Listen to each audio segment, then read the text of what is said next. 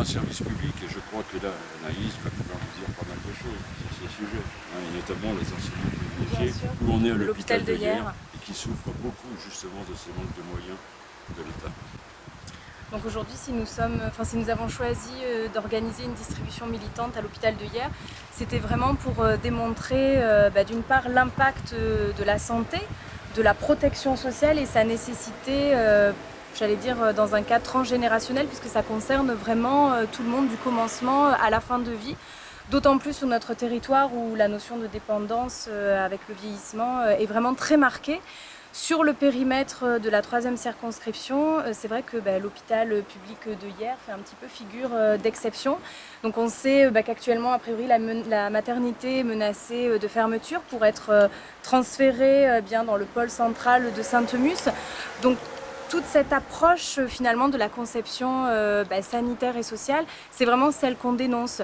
Nous, ce que nous souhaitons mettre en œuvre pour les usagers de l'hôpital, c'est vraiment des services publics de proximité pour remailler le territoire avec des pôles de santé publique. On pense notamment à la création de centres de santé.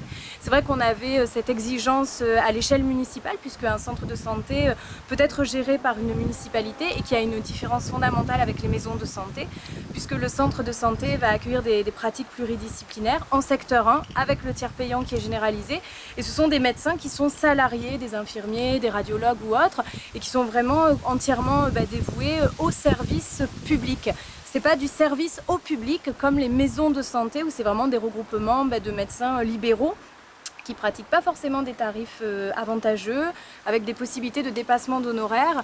Et malheureusement, ça précarise le système de santé, au sens où de nombreuses personnes aujourd'hui refusent ou renoncent surtout à des soins, parce qu'elles n'en ont pas les moyens. La jeunesse notamment et de très nombreux étudiants sacrifient des soins de santé pour d'autres exigences financières. Donc ça, c'est absolument pour nous déjà scandaleux, révoltant, et ça doit être vraiment un système qui doit être vraiment inversé.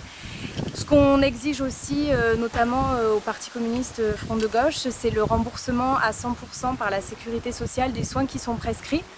Une des possibilités, puisque à chaque fois nous est retoqué l'argument financier, mais alors comment allons-nous financer tout simplement à partir des cotisations sociales, une modulation des cotisations sociales en fonction des entreprises.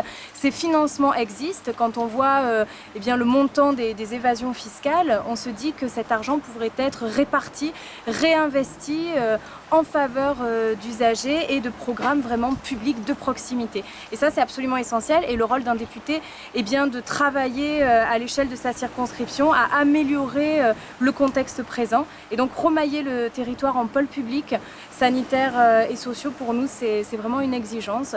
Et c'est aussi le sens de notre action d'aujourd'hui à l'hôpital de Hyères.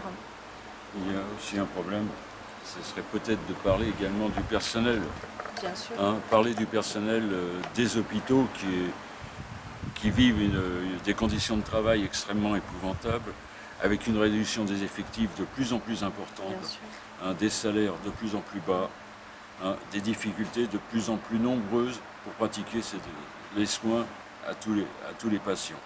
Donc il faut effectivement, dans cette induction de sauvegarde de l'hôpital public, c'est aussi un renouvellement du personnel plus important, avec des moyens financiers plus importants. Il en va de la santé de ces salariés, comme de celle des patients, comme celle de tout le pays.